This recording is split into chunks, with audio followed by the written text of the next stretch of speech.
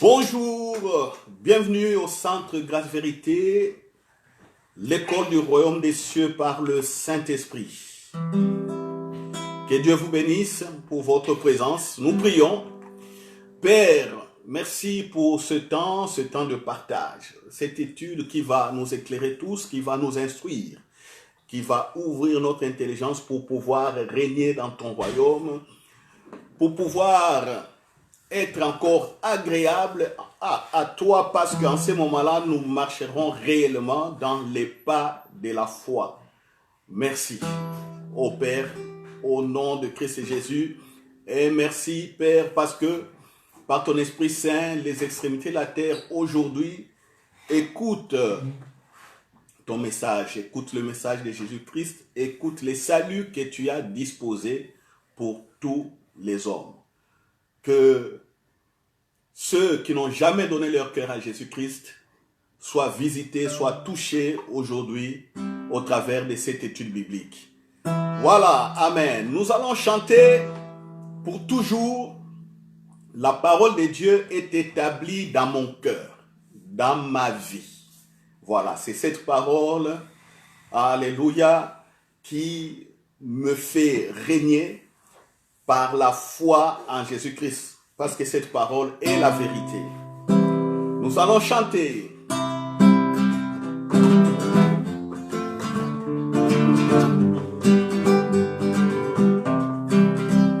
Pour toujours, ô Seigneur, ta parole établie dans mon cœur. Pour toujours, ô Seigneur, ta parole établie dans mon cœur. Pour toujours, ô Seigneur, ta parole établie dans mon cœur. Car Dieu a tant aimé le monde qu'il a donné son Fils unique. Car Dieu a tant aimé le monde qu'il a donné son Fils unique. Pour toujours, ô Seigneur, ta parole établie dans ma vie. Pour toujours, ô Seigneur, ta parole établie dans ma vie. Pour toujours, ô Seigneur, ta parole établie dans ma vie. Car Dieu a tant aimé le monde, il a donné son Fils unique. Car Dieu a tant aimé le monde, il a donné son Fils unique.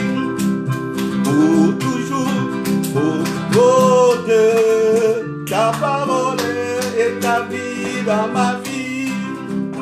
Pour toujours, ô Père, ta parole établie dans ma vie. Quelle joie de voir ta parole faire des prouesses dans nos vies. Oh, quelle merveille de voir ta parole nous faire triompher des obstacles. Oh, quelle joie! Parce que tu es fidèle à ta parole. C'est pourquoi je l'ai gardée dans mon cœur.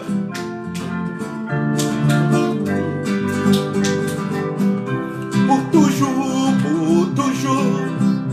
ô Seigneur, ta parole établie dans ma vie. Pour toujours, ô Dieu, ta parole établie dans ma maison. Pour toujours, ô Seigneur, ta parole établie dans ma famille. Car tu as aimé le monde, tu as donné au Jésus-Christ le monde. Tu as donné Jésus-Christ, car Dieu tant aimé le monde, qu'il a donné son Fils unique.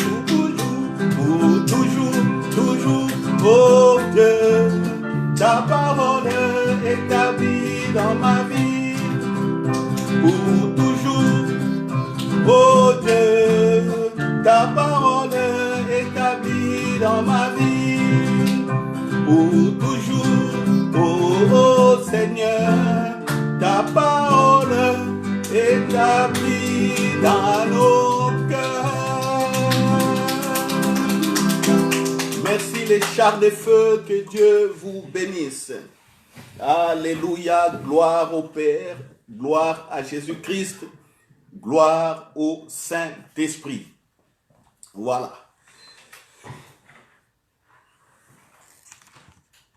Alléluia. Comme vous l'avez donc vu dans le thème posté sur nos réseaux sociaux, aujourd'hui nous continuons la prière de notre Père.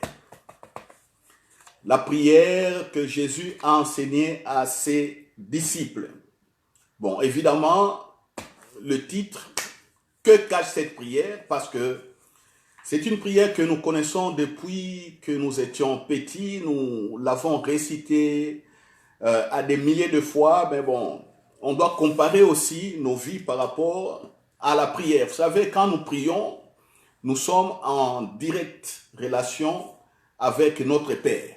Et notre Père est tellement bon et tellement merveilleux qu'il nous a préparé un avenir radieux et meilleur, qu'il nous a aussi préparé un présent, pas toujours avenir, parce que bon, si vous parlez d'avenir, vous avez 65 ans, quel est votre avenir? Vous avez 80 ans, vous écoutez, quel est votre avenir? Nous savons que la chair, le corps aussi a une certaine limite. Donc bientôt, ceux qui sont poussés en âge vont rejoindre le Père. Mais il faut commencer à voir notre Père dans le présent. Dans le présent, qu'est-ce qu'il a préparé?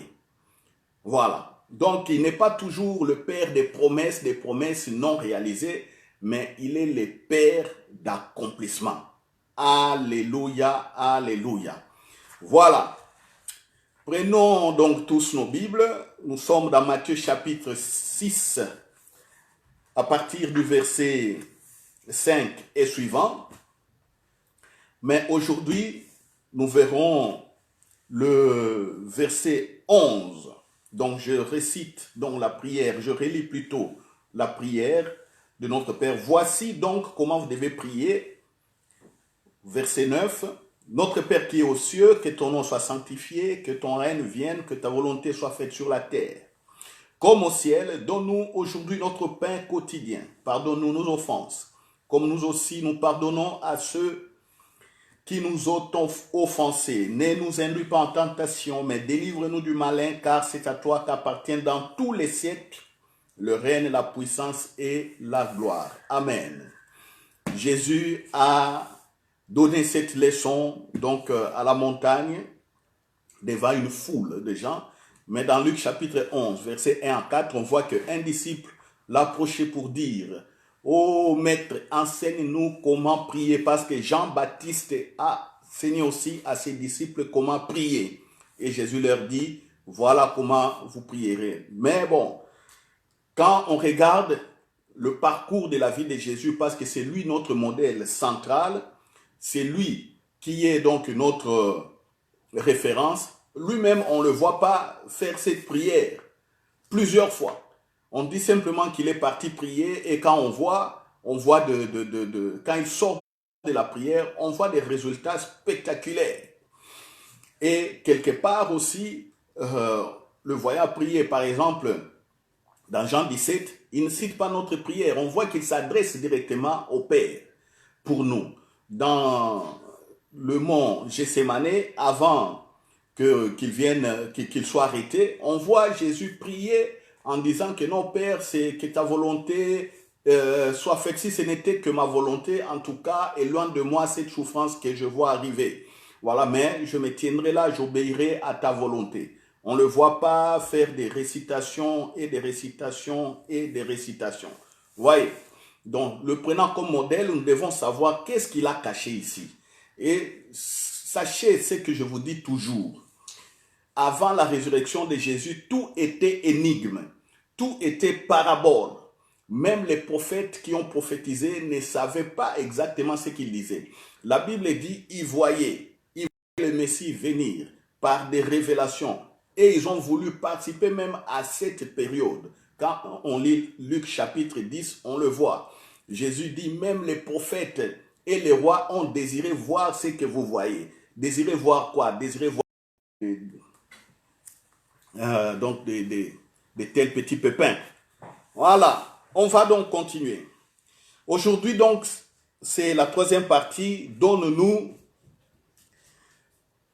notre pain quotidien. Que veut dire dans la prière de notre Père, donne-nous aujourd'hui notre pain quotidien? Je vous demanderai en tout cas d'être patient, de me suivre calmement. Parce que je sais que vous connaissez déjà un certain nombre de choses. Mais il y a aussi beaucoup qui ont pris le train donc sur les rails en avançant. Ils ne connaissent pas un certain nombre de choses. Donc vous qui êtes à l'avance, soyez un peu patient et vous serez aussi agréablement servis. Alors, donne-nous le pain, notre pain quotidien. Nous savons que le pain symbolise la nourriture. Ah, alors, quand Jésus parle de pain, est-ce qu'il parle simplement de la nourriture ou d'autre chose?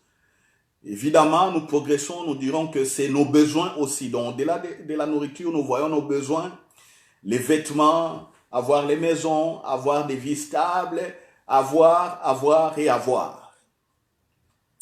Mais malheureusement, pour ceux qui ne voient que dans cette prière sous cet angle, on voit Jésus dans Matthieu chapitre 6, verset 25, parler sur les besoins quotidiens de nos vies, c'est-à-dire le manger et le boire.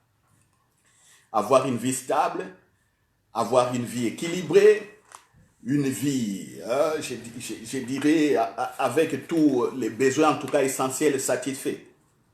Il dit ici, c'est pourquoi je vous dis, ne vous inquiétez pas pour votre vie de ce que vous mangerez, ni pour votre corps de quoi vous serez vêtus.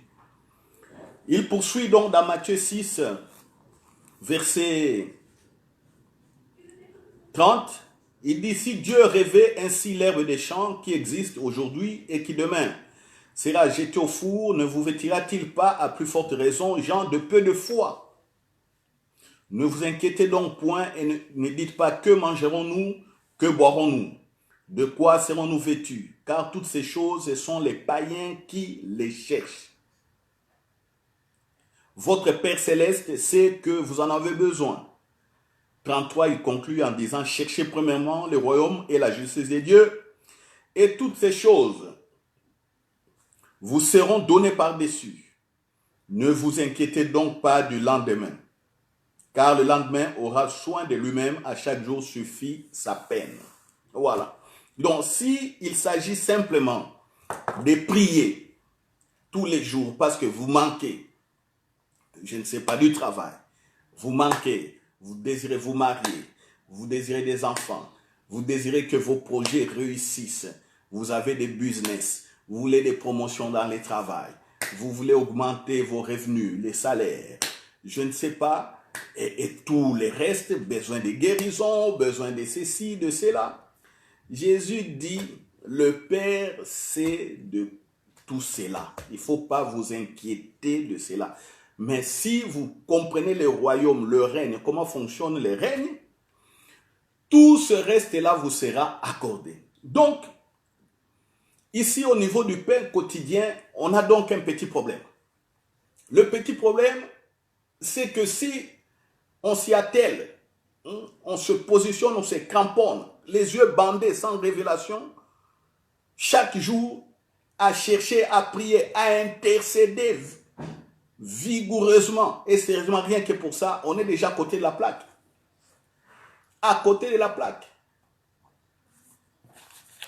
Mais je ne vous dis pas de prier pour ces besoins-là. Non, non, non, je ne dis pas ça. Le problème ici, c'est de comprendre ce qu'est le pain quotidien. Alors, quand on progresse dans la Bible, on voit encore un symbolique sur le pain dans Jean chapitre 15, 21, 28, Marc 7, 24, 30. Jean 15, 21, 28, Marc 7, 24 à 30. Donc je vous dis toujours, c'est une étude biblique, je vous rappelle. Donc prenez de quoi écrire et vous allez méditer après ou soit quand je finirai la vidéo est toujours postée dans la minute qui suit. Vous pouvez voir la vidéo sur Internet. On voit une femme dont plutôt la fille est possédée par un démon. Cette femme est grecque syro-phénicienne. Alors, la femme vient voir Jésus. Elle criait sur Jésus. Non, fils de David, aie pitié de moi, ma fille est tourmentée par les démons, elle doit être guérie. À un certain moment, ça a dérangé. Les disciples ont même dit à Jésus, mais Seigneur, chasse cette femme, elle fait trop de bruit, mais on est ici, on est bien, on veut t'écouter, mais ces cris dérangent. Voilà, nous sommes concentrés à autre chose, mais voilà. Donc ça, c'est dans le contexte. Et Jésus ne faisait pas attention. À un certain moment, Jésus a fait attention à cette dame. Jésus lui a dit que non, en tout cas, il n'a été envoyé que pour les enfants d'Israël et il ne peut pas donner les pains des enfants d'Israël aux chiens. Ah, Jésus a utilisé une métaphore. Mais la femme dit, ah, même les petits chiens mangent des miettes qui tombent des tables des enfants ou des tables du maître. Jésus a dit, en tout cas, madame, ta foi est grande, va, les démons sont sortis de ta fille. Et voilà, dans beaucoup d'interprétations, nous avons aussi exploité ce verset pour dire que bon, le pain aussi, c'est la guérison. Ce n'est pas mauvais, c'est juste. C'était un besoin quotidien pour cette dame-là. Sa fille devait être délivrée. Ok. Mais devions-nous nous arrêter simplement à cela? C'est pourquoi on doit plonger encore notre connaissance dans la pensée de Christ. Jésus parle encore de pain où exactement? Où la Bible nous présente encore le pain où exactement? C'est dans la confrontation entre Jésus et le diable. Ça, on est dans Matthieu chapitre 4, verset 4. Je lis Matthieu 4, verset 4. Nous connaissons, en tout cas du moins, nous connaissons, beaucoup connaissent cette partie des Écritures. À moins que vous ne soyez pas en tout cas né de nouveau ou que vous venez de donner votre cœur à Christ. Donc veuillez suivre attentivement. Matthieu 4, 4. Bon, je lis à partir du premier verset pour qu'on comprenne le contexte. Alors Jésus fut amené par l'Esprit dans le désert pour être tenté par le diable. Après avoir jeûné 40 jours et 40 nuits, il eut faim. 3. Les tentateurs, c'est-à-dire les diables, s'étant approchés, lui dit, si tu es fils de Dieu, ordonne que ces pierres deviennent des pains. Jésus répondit, il est écrit, l'homme ne vivra pas de pain seulement, mais de toute parole qui sort de la bouche de Dieu. Ah, voilà.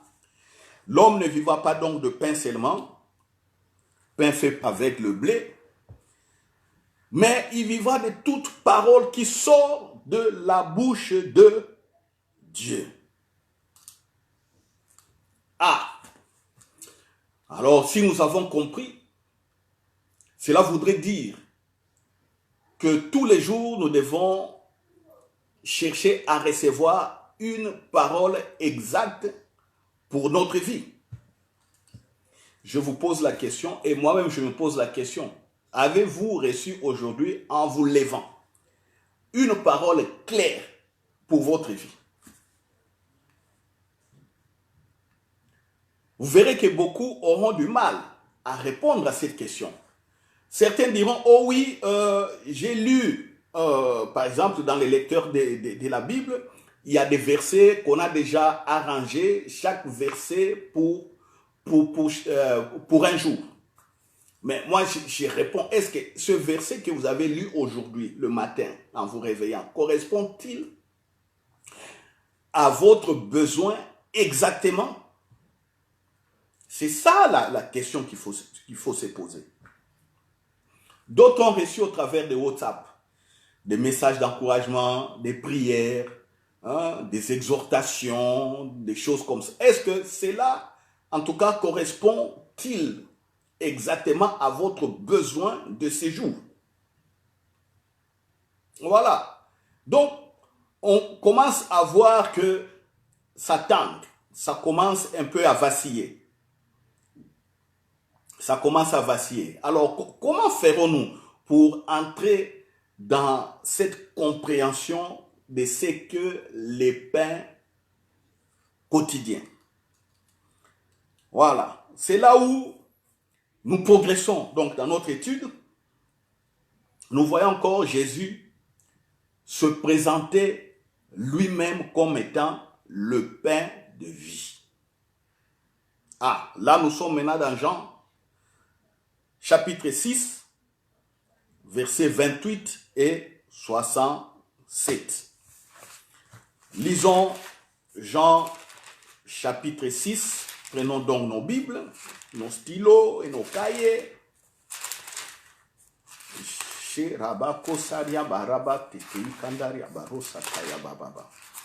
Jean chapitre 6.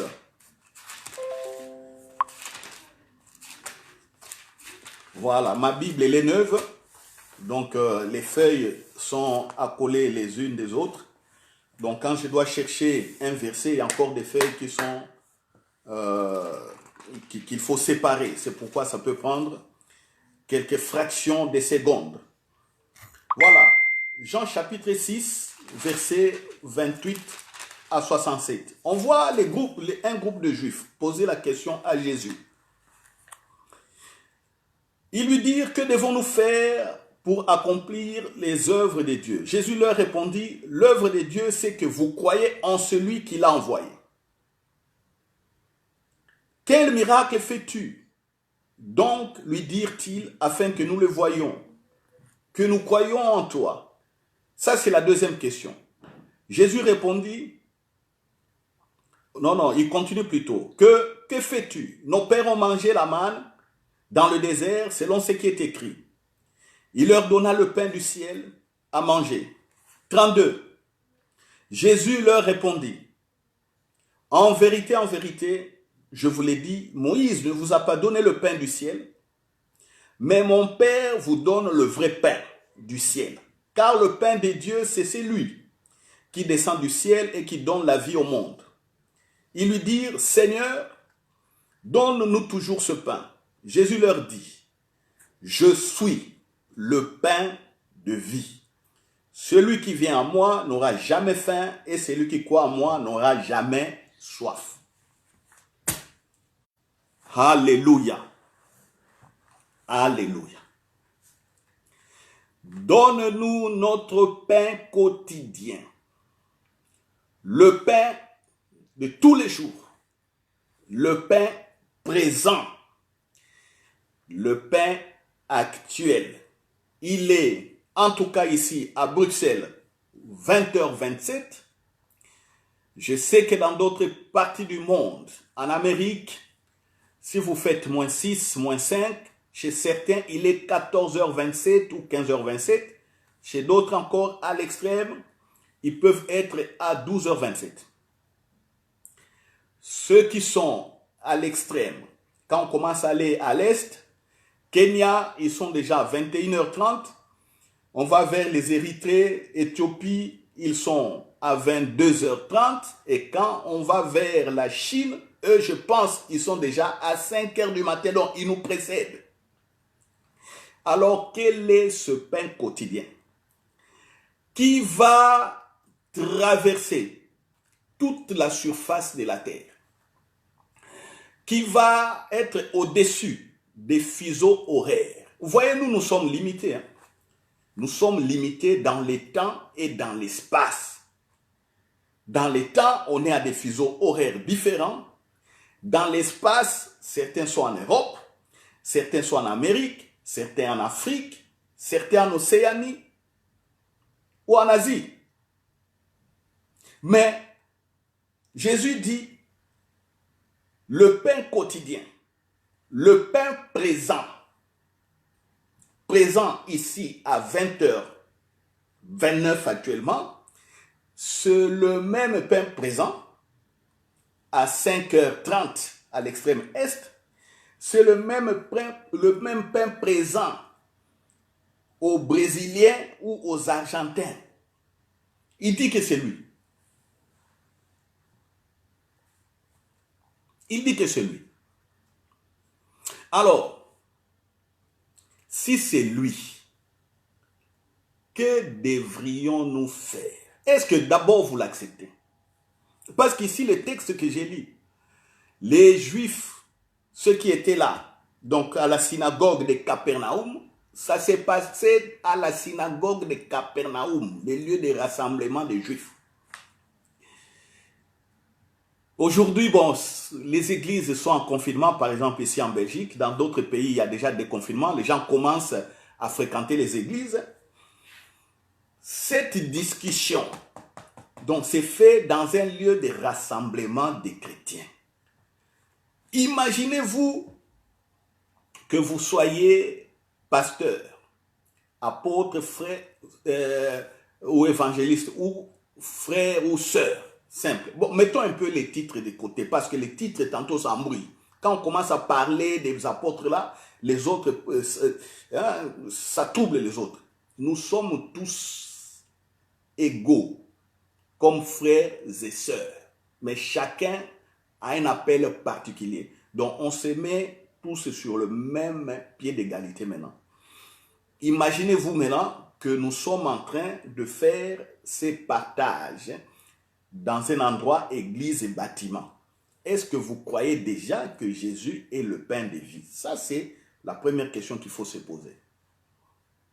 Deuxièmement, quand vous vous êtes levé ce matin,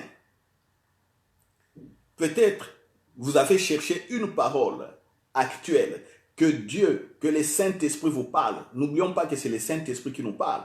Vous vous êtes réveillé ce matin. Qu'est-ce que le Saint-Esprit vous a dit?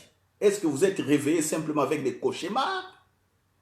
Vous avez vu des souris qui vous attaquaient, des chats bleus ou des chèvres, à la face des lions, des choses comme ça?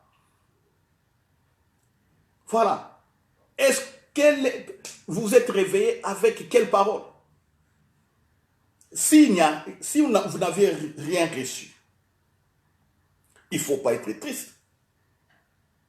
Parce que Jésus dit que lui, il est le pain de vie qui satisfait totalement la faim et la soif. Alléluia. Donc, dans notre lieu de rassemblement, nous devons ouvrir nos cœurs dans de tels débats, dans de telles discussions, pour comprendre ou saisir par la foi le langage de Jésus. Alors, dans la poursuite des discussions, les Juifs n'ont pas accepté. Ils ont dit que toi, tu es fils de charpentier. Ça, c'est au verset 41. Les Juifs murmuraient à son sujet parce qu'il avait dit « Je suis le pain qui est descendu du ciel ». Et il disait « N'est-ce pas là Jésus, le fils de Joseph? C'est lui dont nous connaissons le père et la mère. Comment donc dit-il « Je suis descendu du ciel » Voilà encore ce qui va nous aider à comprendre le pain quotidien. Les Juifs, les contestataires, comprennent que Jésus est en train de dire qu'il est Dieu, mais sous un langage imagé, sous une parabole. Il dit, moi je suis descendu du ciel. Ah bon? Toi, nous te connaissons fils de charpentier de Joseph. Comment tu dis que tu viens du ciel? Donc tu veux nous faire croire et nous faire accepter que tu es Dieu, tu connais Dieu. Voilà. Sur le plan donc de l'interprétation du pain quotidien, la confrontation entre les Juifs et Jésus.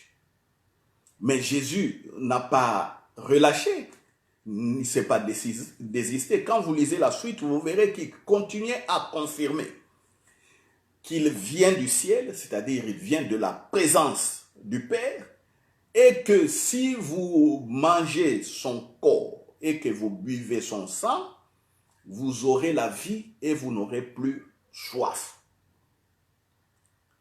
Donc, le pain quotidien ici, qui soulagerait la soif et la faim, a l'essence ou la substance divine. D'où c'est Jésus. Je ne veux pas aller dans les... parce que ça va embrouiller un peu les frères et les sœurs qui sont... qui viennent de donner leur cœur dans le Seigneur. Donc, je rentre un peu dans un langage vraiment très, très, très facile à tout le monde. Donc, Jésus dit qu'il est simplement la vie. Et que si vous consommez exactement ce qu'il est, vous aurez la vie. Et tout ce que vous cherchez là, vous les aurez. Donc, vous voyez, dans les enseignements de Jésus, il revient toujours sous plusieurs formes par rapport à ce qu'il dit du royaume des cieux. Matthieu 6, 33, il dit « Cherchez premièrement le royaume et le reste vous sera donné. » C'est-à-dire, comprenez le règne. Si vous comprenez le règne de Dieu, le reste vous sera donné. Alors, pour comprendre le règne, il faut regarder à l'enseignant, à celui qui manifeste le règne. C'est comme ça que tous nos besoins seront satisfaits. Voilà. Donc, dans la prière de notre Père,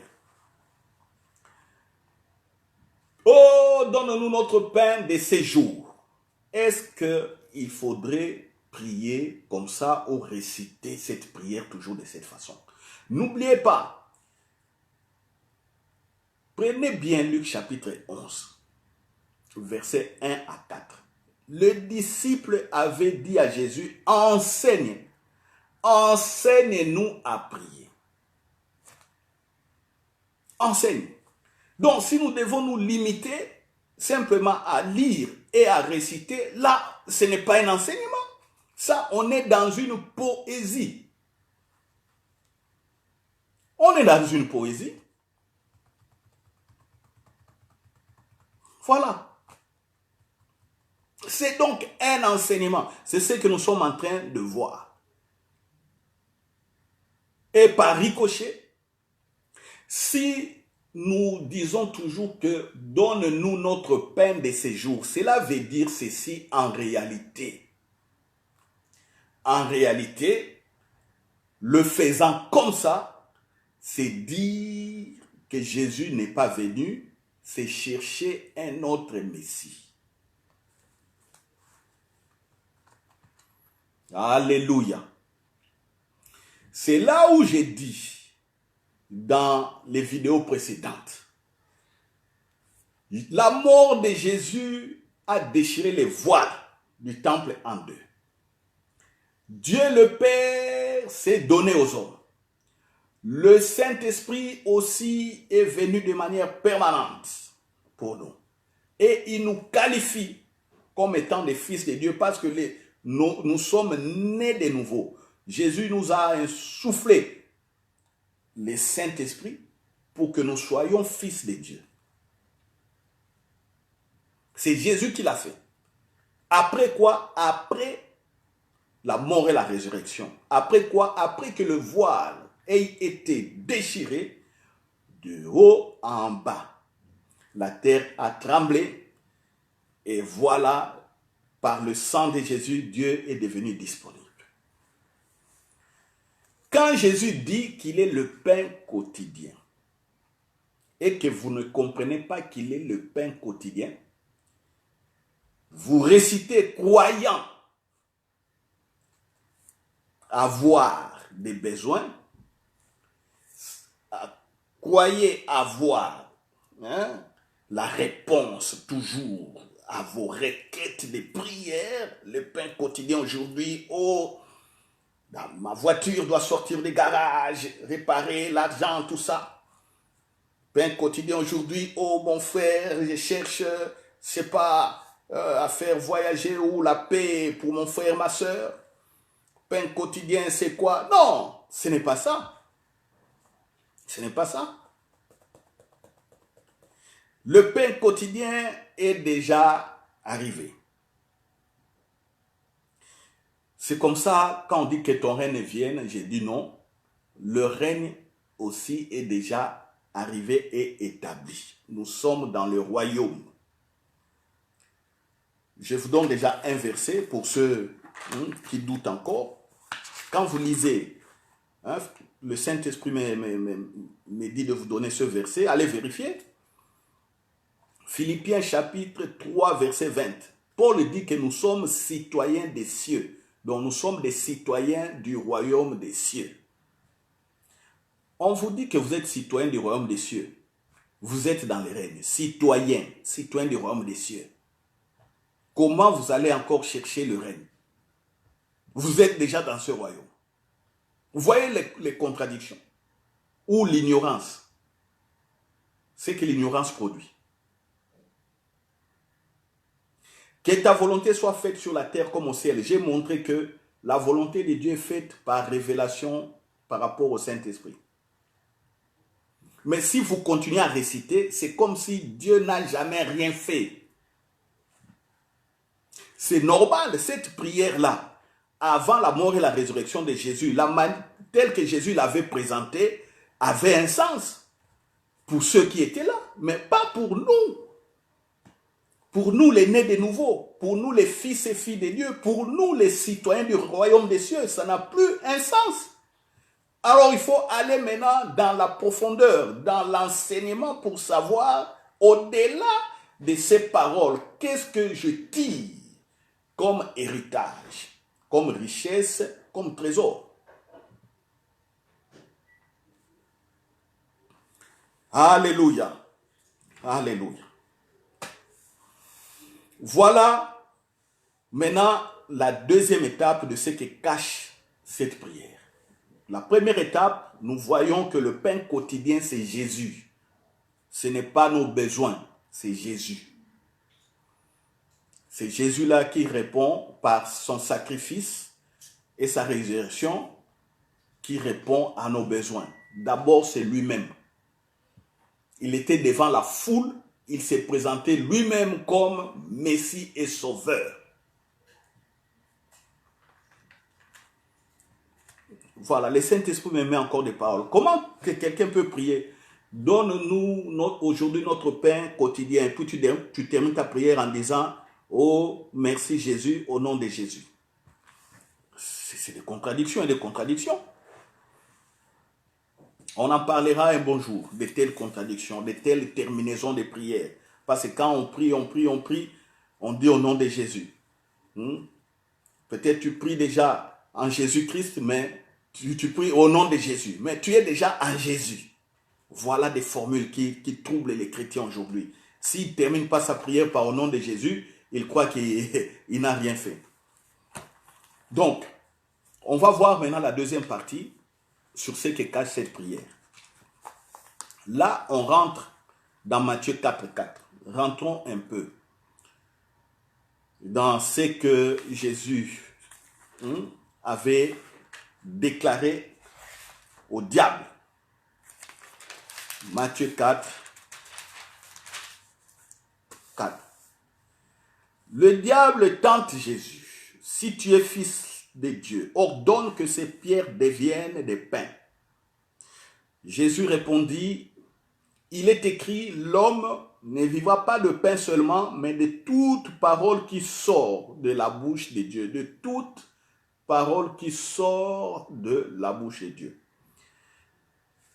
Jésus a dit, il est écrit. C'est-à-dire, il a puisé cette parole dans l'Ancien Testament, dans la Torah. dans les Écritures, la Torah.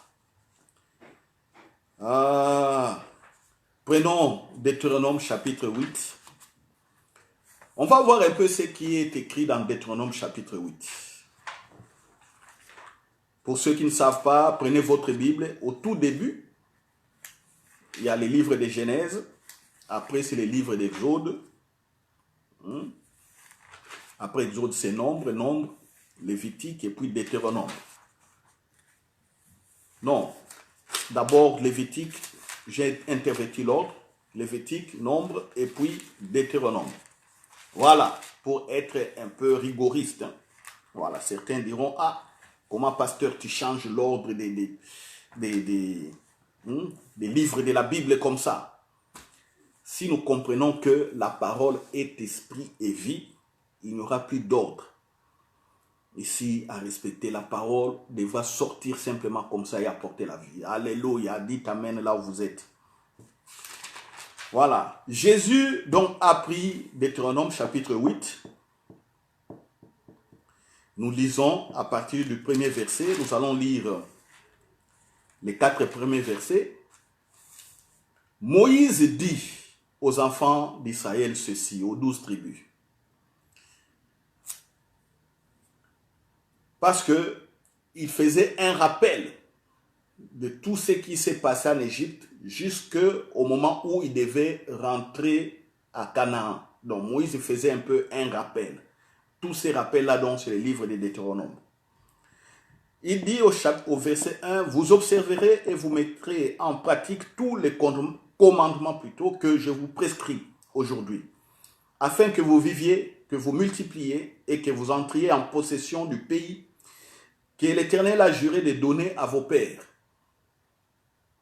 Verset 2, « Souviens-toi de tout le chemin que l'Éternel ton Dieu t'a fait faire pendant ces 40 années dans le désert, afin de t'humilier et de t'éprouver, pour savoir quelles étaient les dispositions de ton cœur et si tu garderais ou non ses commandements. Il t'a humilié, il t'a fait souffrir de la faim, il t'a nourri de la manne que tu ne connaissais pas et que n'avaient pas connu tes pères, afin de t'apprendre que l'homme ne vit pas de pain seulement, mais que l'homme vit de tout ce qui sort de la bouche de l'Éternel. Ton vêtement ne s'est point usé sur toi et ton pied ne s'est point enflé pendant ces 40 ans.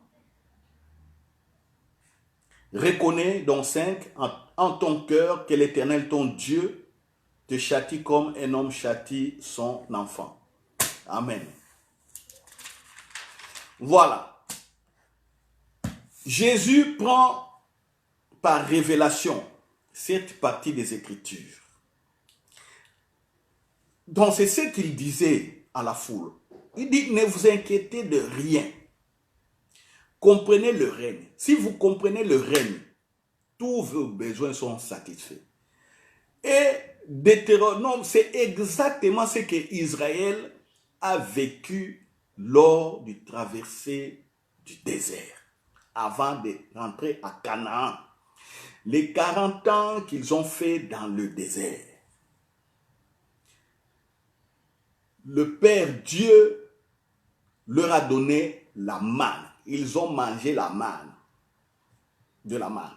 Et puis ils ont bu aussi sur du rocher, de l'eau vive.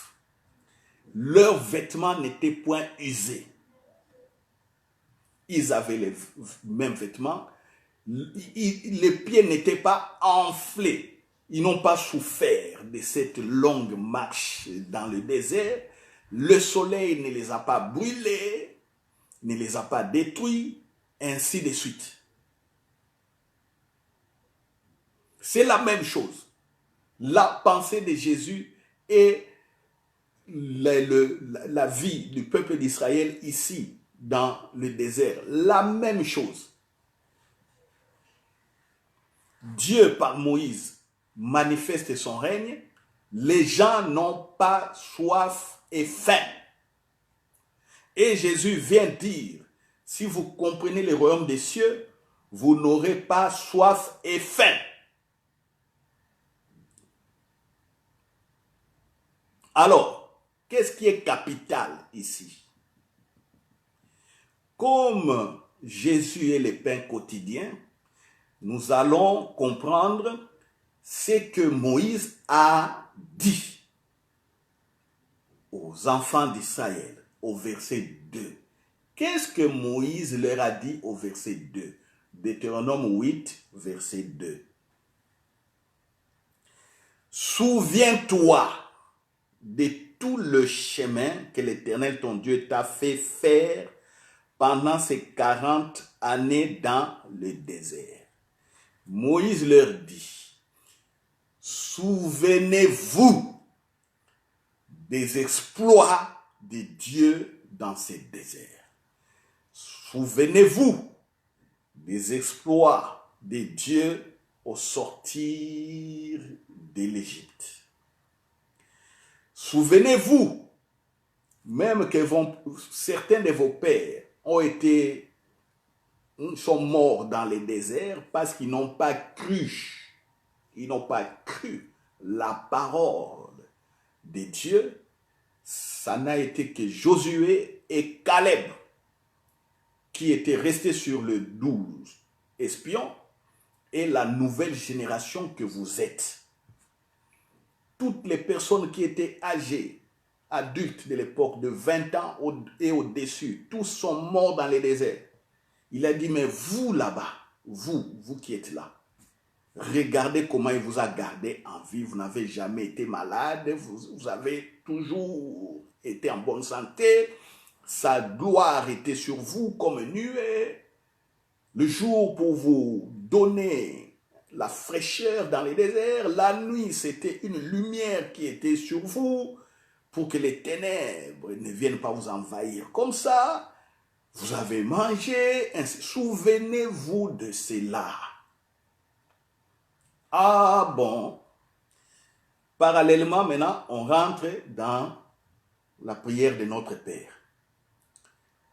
Donne-nous aujourd'hui notre pain quotidien. Nous venons de comprendre que le pain quotidien, c'est Jésus. Oui, comme c'est Jésus, devrons-nous arrêter à cela? Non. Moïse dit ici, souviens-toi. Et moi aussi je vous dis, souviens-toi mon frère, ma soeur. Souvenez-vous du pain quotidien. Et qu'est-ce que le pain quotidien a fait? Voilà la bonne question. Et si vous avez les bonnes réponses, oh, vous êtes des champions maintenant. Des champions. Et vous êtes à l'aise dans vos prières, dans vos besoins, vous êtes à l'aise. Qu'est-ce que le pain quotidien a fait pour que nous nous souvenions de lui?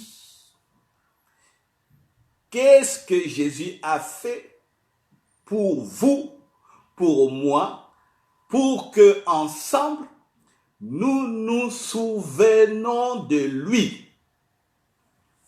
Voilà, ceux qui sont déjà outillés en matière, ils diront, ah oui, Jésus a payé un prix, il m'a racheté du péché. Je vous dis bravo, très bien, c'est 10 sur 10. Certains diront, voilà, en tout cas, j'étais malade, je suis maintenant guéri miraculeusement. J'acclame, je saute de joie, j'ai dit bravo. Certains diront, ah, en tout cas, j'avais un problème, des obstacles, mais j'ai prié, j'ai vu que j'ai fait une percée. J'ai dit encore, alléluia, gloire à Dieu, quel témoignage. Oh, quelqu'un qui est stérile, homme ou femme, dira, ah non, mon couple était dans la stérilité. Voilà qu'aujourd'hui, nous sommes bénis, nous avons enfanté. Et je vais rouler par terre, faire des calpettes, et des baramis, tout ça, des rouleaux. Et certains diront, en tout cas, vous savez, j'ai découvert que je suis puissant et je chasse les démons. Oh, j'écrirai encore Alléluia, Alléluia. Vous voyez? Alors, tout cela, c'est quoi exactement? Tout cela, c'est quoi? Tout ce qu'on dit comme témoignage, qui me font crier Alléluia, gloire à Dieu. Ça doit nous faire pousser ou sortir de nous des actions de grâce. Parce que le pain quotidien est déjà là. Le pain quotidien a fait un travail excellent dans nos vies. Donc, on ne dira pas, donne-nous notre pain quotidien. Comme il a fait un travail excellent, nous devons rentrer dans des actions de grâce. Moïse a dit, souviens-toi de Dieu. Nous, notre souvenir, c'est quoi? Les actions de grâce. Des reconnaissances, des louanges, adoration. C'est ça. Donc le pain quotidien dont il s'agit ici, c'est Jésus lui-même et ça cache maintenant l'honneur, la révérence que nous devons apporter à Jésus. Voilà ce que cache la prière de notre Père sur le pain quotidien. Donc frère, il faut savoir faire des actions de grâce. Et je le dis toujours, malheureusement, beaucoup d'entre nous ne connaissent pas, ne savent pas faire des prières d'action de grâce.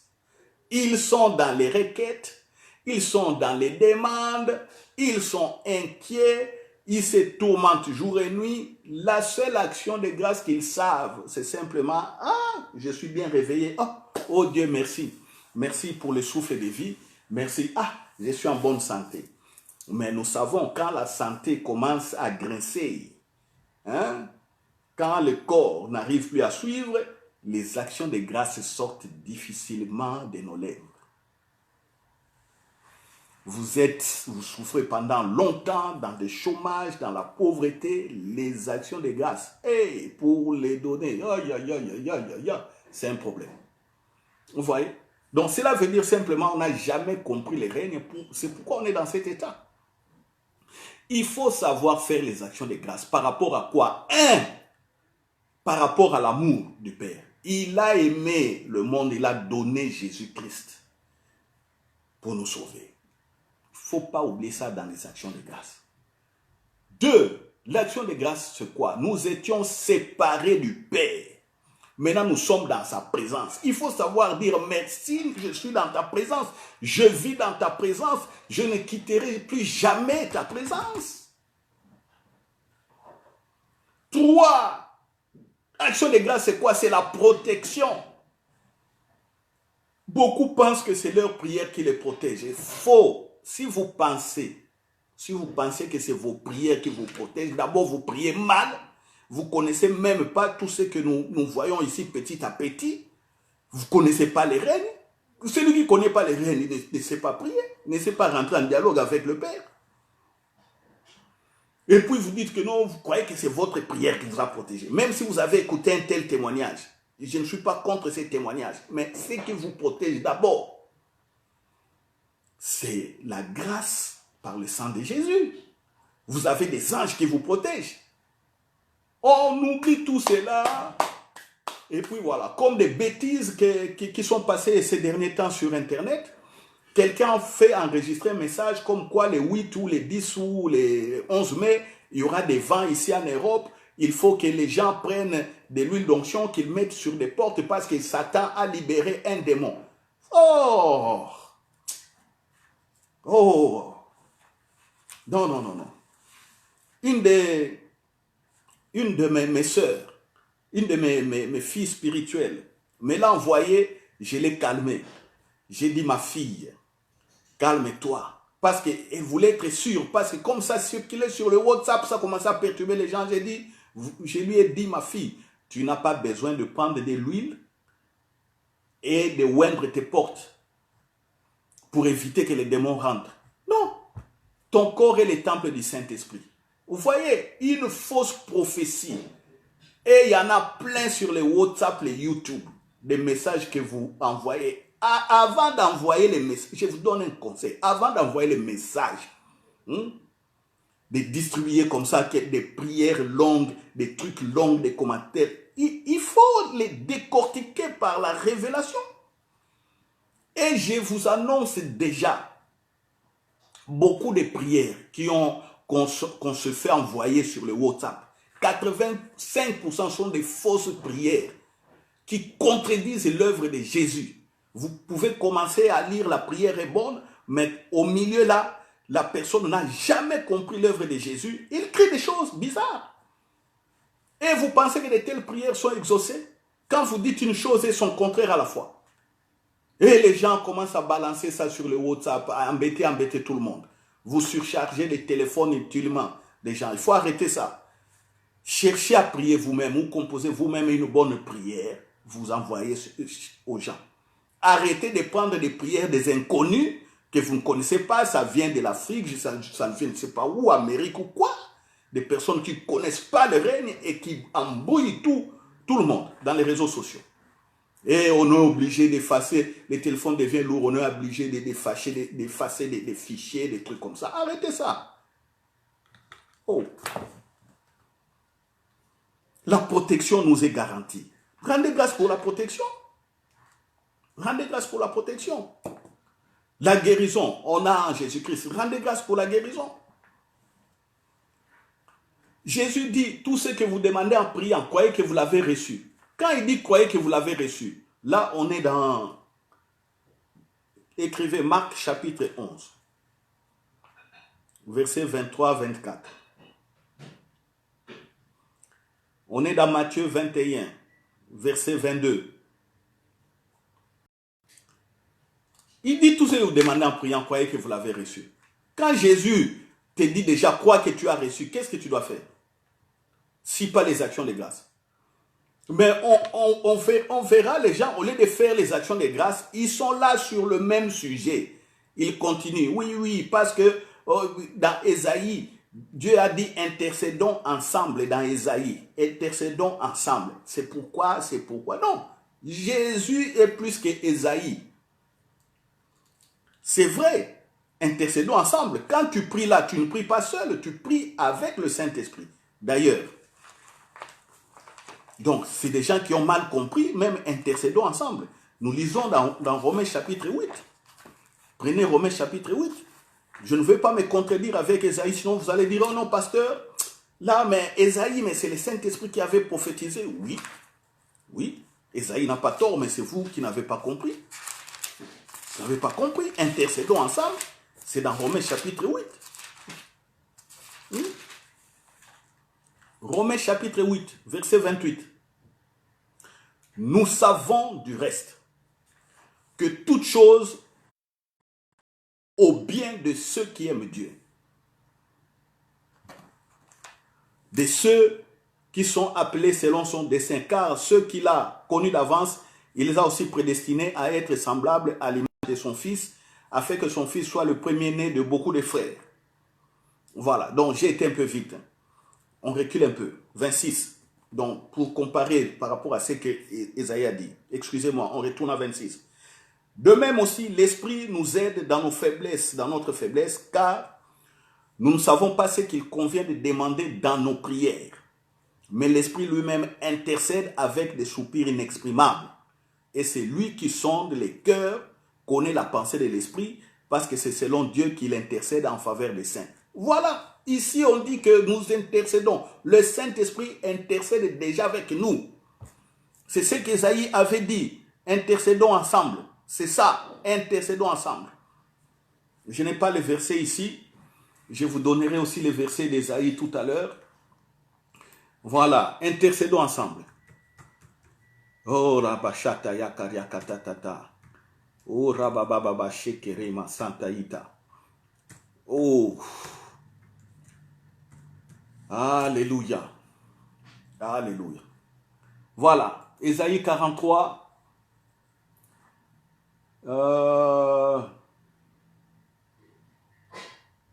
Voilà, Ésaïe 43, verset 25. C'est moi qui efface tes transgressions pour l'amour de moi, et je ne me souviendrai plus de tes péchés. Réveille ma mémoire, plaidons ensemble. Voilà, parle toi-même pour te justifier, ainsi de suite. Plaidons ensemble, intercédons ensemble. C'est ça. C'est ce que Paul nous dit dans Romains. Le Saint-Esprit prie déjà avec nous. Parce que nous ne savons pas comment prier. Il intervient dans l'intercession. Voilà. Donc, quand on a prié, il faut savoir dire, passer aux actions de grâce. Au lieu de rester là, oh non, je n'ai rien vu. Oh Dieu, voici mon problème. Voici mon problème. Et on n'a pas écouté. On téléphone aux frères et aux sœurs. Pasteur, voici mon besoin. Pasteur, voici. Vous n'avez pas de foi. Quand vous faites ça, vous n'avez pas de foi. La femme ou l'homme de foi, les jeunes hommes de la foi ou la jeune fille de la foi, doit se baser sur ce que Jésus a dit. Voici le sujet et le reste passe en action de grâce. J'en ai des témoignages comme ça. Et nous pratiquons cela aussi à l'église. Voilà. Dans notre église, en tout cas tout le monde connaît un peu cette pensée. Même s'il nous arrive de temps en temps d'oublier. Mais la boussole, la direction, c'est ça. Les actions de grâce après avoir fait une première demande. Quelles sont les actions de grâce encore qu'on peut faire? Quelles sont les actions de grâce par rapport à l'œuvre de Jésus? Il y en a plein, il y en a plein. L'Église, il nous a donné des frères et des sœurs. Il nous a donné des familles. Nous avons du travail, nous faisons de percées. Donc là, je me rappelle de tous vos témoignages que j'ai annoncés. Vous faites des actions de grâce par rapport à ça. La victoire sur Satan et les démons. La délivrance du péché, de la loi du péché et de la mort. La justice de Christ. Personne ne peut nous condamner parce que nous sommes justes par nature. Qu'est-ce qu'on peut encore faire comme action de grâce? Pour le règne, le royaume des cieux. Nous sommes établis au 5e règne. Voilà des actions de grâce. Vous écoutez maintenant audiblement le Saint-Esprit ou un ange vous parle. Vous avez une parole de connaissance certaine. Action de grâce. Par exemple, moi, en ayant lu la Bible, j'ai compris ce que je vous dis. Ce que je vous dis aujourd'hui, je l'ai compris hier. Est-ce que vous vous rendez compte? Aujourd'hui, je ne savais pas que j'allais prêcher comme je le prêche maintenant. J'étais toujours en prière et en méditation. Qu'est-ce que tu veux nous dire par rapport à ça? Je sais que le pain quotidien, c'est Jésus. Qu'est-ce que tu peux nous dire? Et le Saint-Esprit m'a conduit à lire tout ça aujourd'hui. Je dois rendre grâce. Vous savez, frères et sœurs, prêcher, enseigner tel que je le fais en direct comme ça, sur des préparations d'environ 10 heures, 8 heures, 5 heures avant, et avoir de telles révélations. Si je ne me plonge pas dans le domaine de la foi, je viendrai ici, je vais commencer à balbutier, à tourner en rond, et puis vous allez remarquer que non, aujourd'hui il faut vraiment prier pour les frères, parce qu'aujourd'hui on voit que les frères n'ont pas dormi dans la présence de Dieu. Mais voilà, c'est ce qui va arriver. Donc je dois rendre grâce pour ces révélations, pour ces partages. Rendre grâce, c'est pourquoi priez pour les pasteurs, vos conducteurs. C'est très important. Rendez grâce par rapport à ça. Mais regardez comment on maltraite des pasteurs aujourd'hui parce qu'un pasteur a fauté. Il est tombé dans l'adultère ou l'adultère est devenu son domaine. L'escroquerie, c'est son domaine. La manipulation, tous les pasteurs ne sont pas comme ça. Et puis vous êtes là, vous êtes en train d'insulter tous les hommes et les femmes de Dieu qui sont corrects. Vous fouillez même les églises. Comment vous allez faire une bonne action de grâce? Vous voyez? Je prends un autre cas d'action de grâce. Maintenant, on rentre dans le matériel. Action de grâce matérielle. Des dons qu'on peut faire aux frères, aux sœurs, à l'église, corps du Christ. C'est des actions de grâce. Vous avez été béni, vous ramenez des dons matériels à l'église. Vous ramenez des PC, des ordinateurs. Vous faites fonctionner le ministère. C'est une manière d'être reconnaissant à ce que Jésus a fait. Parce que quand vous faites cela, le même message que je vous donne ici, il y a plein de gens qui en ont besoin.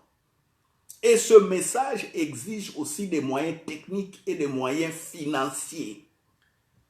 Vous avez été béni, vous dites, voilà, frère, voilà un bel ordinateur ou un beau matériel pour promouvoir encore le royaume des cieux. Et puis ce don-là, nous dirons Amen, Alléluia.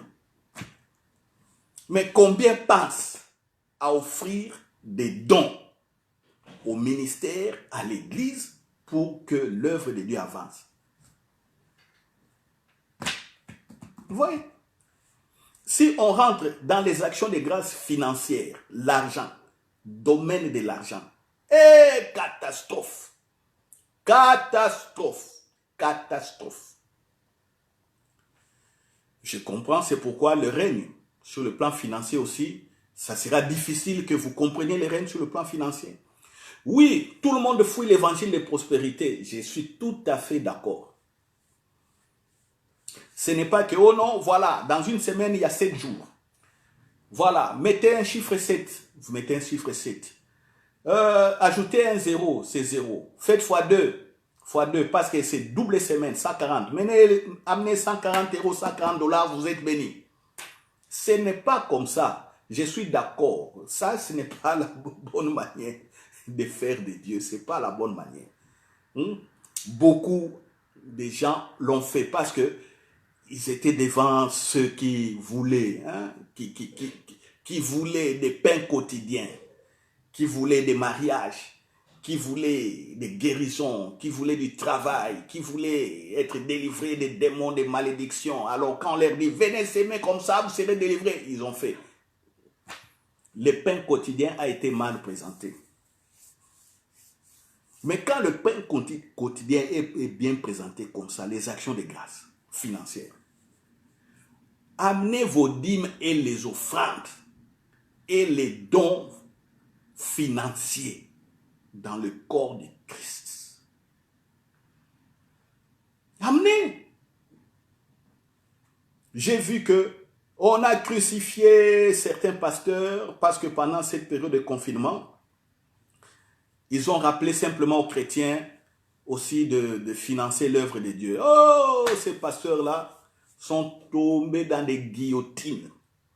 Dans des guillotines. On les a bien coupé les têtes.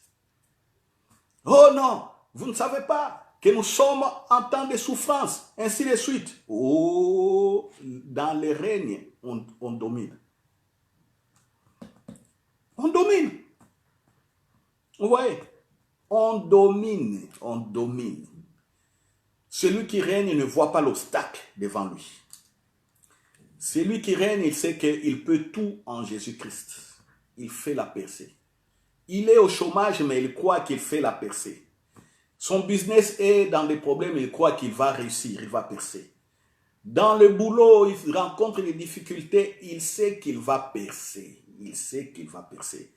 Bien-aimé, il faut compter sur la grâce de Dieu. Les Joseph ont percé comment? Par la grâce de Dieu. Malgré que Joseph, c'était son plan de devenir Premier ministre.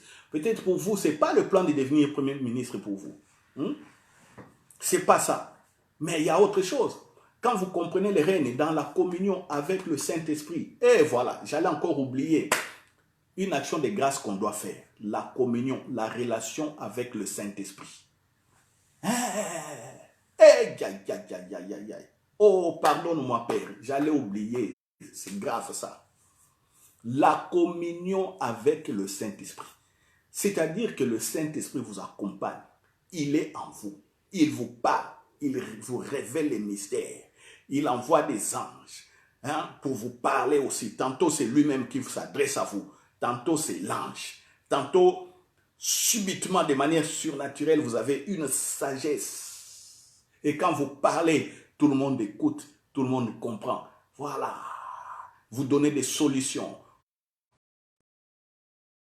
Ça, c'est l'action de grâce par rapport au Saint-Esprit. Combien savent rendre grâce par rapport à la relation au Saint-Esprit? Combien? Dites-moi. Et beaucoup ne comprennent même pas le Saint-Esprit, les qui. Pour beaucoup, il faut faire trop de bruit. Ah là, le Saint-Esprit, bruit. Quand j'ai pris, je transpire. J'ai beaucoup crié. Ah, ça, je me suis bien senti. Et ça, c'est le Saint-Esprit. Non. Ça, c'est ton corps, c'est ta chair. Ce n'est pas le Saint-Esprit. Non. Le Saint-Esprit guide. Le Saint-Esprit conseille. Le Saint-Esprit rappelle. Le Saint-Esprit protège.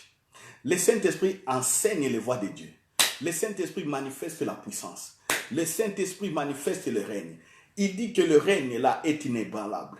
Le royaume est inébranlable. Il est au-dessus. Le Saint-Esprit donne des capacités. Le Saint-Esprit donne l'intelligence. Le Saint-Esprit, nous fait réussir dans des études. Le Saint-Esprit, dans des situations difficiles, il sort quelqu'un pour donner la solution. Oh, le Saint-Esprit vous établit la lumière du monde. Vous brillez. Vous brillez. Vous êtes utile à la société. Oh, le Saint-Esprit fait encore quoi? Et rakatosaya baba baba. Là. Et cinquième niveau. Le règne. Le Saint-Esprit. Et il insiste. Il n'y a pas de condamnation sur vous. Et rekatasata. Lisez Romains 8, 1. Lisez. Et ya. Non. Et nous sommes dans l'étude biblique, mais bon, ça me pousse à prêcher. Rakato sayare baba baba. Et yandaria bachete kere baba. Ah, le Saint-Esprit. Oh, action de grâce par rapport au Saint-Esprit. Chetaria maketa yandara baba. Il n'y a donc, Romains chapitre 8, verset 1, il n'y a donc maintenant aucune condamnation pour ceux qui sont en Jésus-Christ.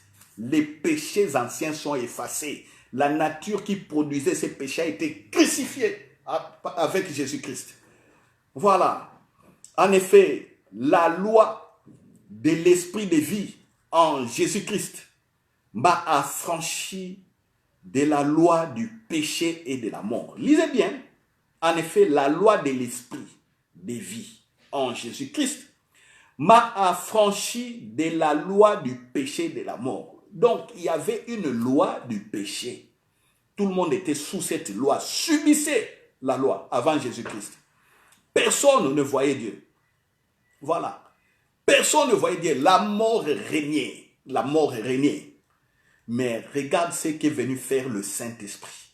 Quand Jésus a détruit, a crucifié la chair, il nous a portés tous. Comme la Bible dit, Rakato, oh yandaria ba shetere masantaka yakari baba baba. Oh Rakato sata. Hey. Lisons Romains chapitre 4. Ah, je dois revenir parce que là, je reviens. Donnez-moi un peu une minute. Romains chapitre 5 plutôt. Romains chapitre 5, verset 19. Car comme par la désobéissance d'un seul homme, beaucoup ont été rendus pécheurs, c'est-à-dire tous, nature du péché, pécheurs, de même par l'obéissance d'un seul, beaucoup seront rendus justes. Par l'obéissance de Jésus, beaucoup sont rendus justes, justifiés. plus sous la condamnation du péché, de la loi du péché. Or, la loi est intervenue pour que l'offense abonde. Mais là où le péché a abondé, la grâce a surabondé. Et beaucoup ne comprennent pas non plus cela. Mais je ne vais pas développer cela aujourd'hui.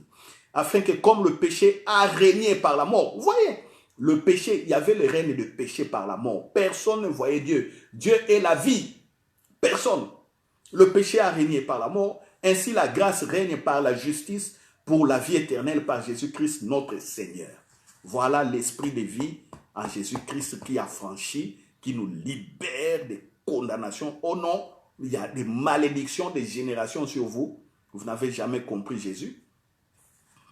Vous êtes toujours là en train de vous batailler, malédiction, malédiction. Et puis certains osent dire que non, je suis maudit. Un enfant de Dieu qui dit je suis maudit. Si vous ne comprenez pas votre vie, que votre vie est sinusoïdale, comme un serpent comme ça, mais non, rentrez en Jésus-Christ, comprenez le règne. Le règne. Libéré, délivré. Alléluia. Alléluia. Oh, bien-aimé, j'ai vu des personnes, pour donner un petit témoignage ici, remplies par des démons de sorciers. La personne vient s'asseoir dans ma présence, délivrée sans même que j'ai pris, délivrée directement. Il sent que des choses quittent son corps, il devient léger. Oh, qu'est-ce qui se passe? Qu'est-ce qui se passe? Qu'est-ce qui s'est passé? La personne est venue chargée, comprenez rien, mais il sent qu'il y a des trucs qui sont sortis de son corps, et son corps est devenu léger. Il n'arrive pas à expliquer. Vous voyez? Rendez grâce par le Saint-Esprit. Rendez grâce au Père à cause du Saint-Esprit. Enfin, je dis à cause, mais pour le Saint-Esprit qui nous a donné. C'est ça. Beaucoup ne savent pas rendre grâce. Rendez, autre forme de rendre grâce à Dieu. Consacrez-vous une vie de consécration, une vie de sanctification. C'est une manière de vous rendre grâce, de rendre plutôt grâce à Dieu. On ne sait pas si vous êtes chrétien ou pas. Avec les païens, tu es païen. Quand tu rentres à l'église, tu es caméléon. Caméléon. Chrétien caméléon. Un chrétien caméléon, l'attitude, le comportement ne justifie même pas, déshonore l'œuvre de Jésus, déshonore le pain quotidien. Sachez rendre grâce par votre comportement, par ce qui sort de votre bouche, par votre attitude, par des actions que vous posez. Vous verrez des chrétiens complices des morts, des assassinats d'autres enfants de Dieu. Comment un chrétien peut aller assassiner un autre chrétien? Des déstabilisations dans des ministères. Celui-là, qu'est-ce qu'il croit? On va lui tendre un piège, on va le déstabiliser. Cela, il croit, il est orgueilleux, il monte, qu'est-ce qu'il pense? Nous, c'est les pères, nous, c'est les vieux, tout ça. Il est quoi? On va l'écraser. Je connais des choses comme ça. Dans une église où les gens se réunissent pour faire du mal aux frères et aux sœurs. Avec des coups bas, des complots, des déstabilisations. Voilà. Non, on ne rend pas grâce. Ce n'est pas une manière de rendre grâce au pain quotidien. Ce n'est pas un respect, un honneur qu'on donne au pain quotidien, qu'on doit honorer, qu'on doit révérer Jésus. Le Père qui nous l'a donné, le Saint-Esprit qui est là pour nous. Vous voyez? Donc, la prière de notre Père ici, que cache la prière de notre Père? Donne-nous aujourd'hui notre pain quotidien. Le pain quotidien a été donné, c'est Jésus. Comme Jésus a été donné, nous n'allons pas nous arrêter à les regarder comme ça et à chanter, à danser simplement. Non, on rentre dans des actions de grâce.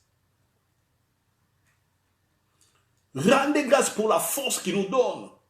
de nous réveiller le matin et de faire beaucoup de choses. On rend grâce. Et rendez grâce pour tout. Pour tout. Il y a plein de choses ici que Jésus a faites. Plein de choses. Ça, je n'ai pris que les résumés pour que vous-même vous développiez dans chaque étape de votre vie. Commencez à vous examiner. Est-ce que moi, je sais rendre grâce?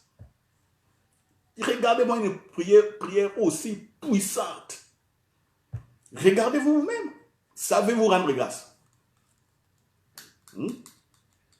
Est-ce que vous savez rendre grâce? Vous dire merci à Dieu le Père pour Jésus. Est-ce que vous savez le faire? Comme je l'ai dit. Voilà. Donc, comprenez que quand nous disons donne-nous notre pain quotidien, en tout cas, il faut bien réfléchir. Hein. Il faut bien réfléchir.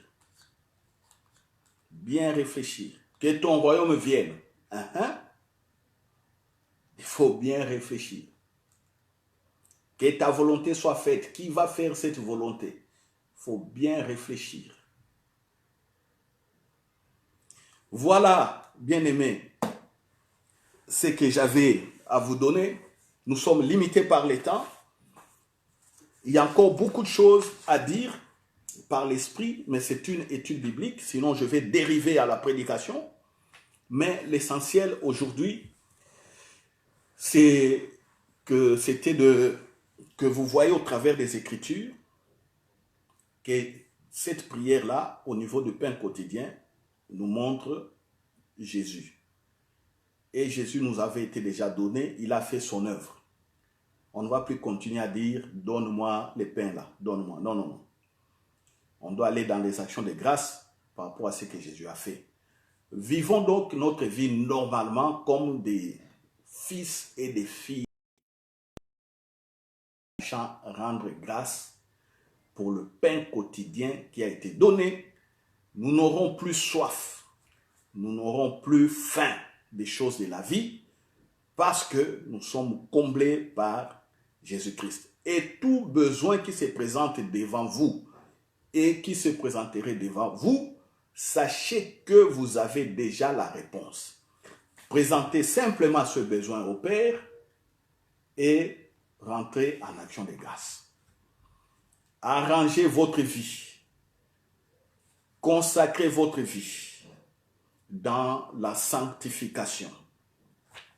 Faites des actions de grâce, les dîmes, les offrandes, les dons financiers.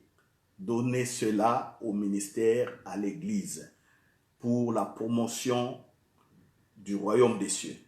Les actions de grâce matérielles. Voilà, des outils que l'Église peut utiliser. Des ordinateurs, des écrans de télévision. Même vous-même, venez servir. Venez servir.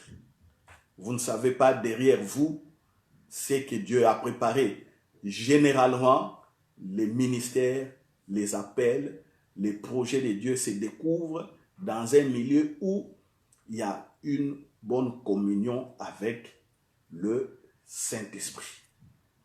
Voilà, donc, venez à l'église, cherchez de bonnes églises. Si vous avez été déçu pour une mauvaise église ou une drôle de conduite d'un frère ou d'une sœur, ne croisez pas les bras, priez, parlez au Saint-Esprit, il vous conduira toujours vers les bonnes personnes, vers les bons frères et les bonnes sœurs. En action de grâce, voilà, souvenez-vous toujours de ce que Jésus nous a donné et vous a donné. Amen. Je peux en dire plein, mais bon, je me limite sur ce que j'ai reçu, sur ce que j'ai pu développer aujourd'hui. Mais dans les jours qui viennent, il y en aura encore davantage. Nous allons rendre grâce pour être pratiques. Prions. Père, je te rends grâce pour cette étude biblique. Moi également, je ne savais pas, comme mes frères et sœurs qui me regardent, qu'au-delà du pain quotidien, il y a des actions de grâce il y a la consécration de nos vies, des offrandes à faire et tant de choses. Voilà, des actions de grâce par rapport à la communion, par rapport à l'œuvre totale de Jésus-Christ. Merci Père pour ce que tu as fait. Merci pour le règne. Merci pour l'onction. Merci pour la protection. Merci pour la grâce, ô Père. Excusez-moi mon frère, ma soeur, si j'étais vite. Priez avec moi. Priez avec moi. Dites merci pour le pardon de vos péchés. Dites merci Père pour la délivrance des liens de malédiction. Dites merci. Merci pour le ministère des anges qui nous accompagne.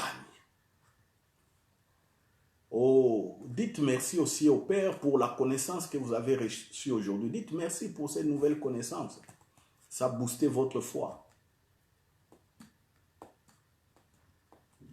Dites merci aussi au Père pour ceux qui vont écouter cette parole, qui vont se relever, parce qu'il y a beaucoup d'entre nous qui étaient aussi tombés, découragés, mais en écoutant, ils vont se relever. Dites merci. C'est l'amour du Père qui les a touchés, qui les a visités, et le Père dit qu'il les aime toujours. Dites merci, parce que l'amour du Père est insondable. Personne ne peut nous séparer de cet amour. Dites merci à cela. Et continuez à rendre grâce. Continuez à rendre grâce. Continuez. Cette nuit, avant de vous coucher, quand vous serez sur les lits, commencez à regarder au Père. Commencez à regarder à Jésus. Rendez grâce. Rendez grâce. Et je sais que maintenant même en ayant écouté, beaucoup écoutent la voix du Saint-Esprit. Certains l'écouteront dans les songes. Certains c'est demain. Et dans les mystères du royaume des cieux, chacun aura sa part. Amen. Je vous donne donc rendez-vous les dimanches à 10 h du matin. Attention encore une fois au fuseau horaire. Nous sommes à Bruxelles. Si vous êtes à l'Est, en Chine, au Congo, Japon, parce que nous avons aussi des frères qui sont dans cette partie du monde. Dimanche, nous ici à 10 h. Dimanche, on est mercredi le 13. Dimanche sera le 17.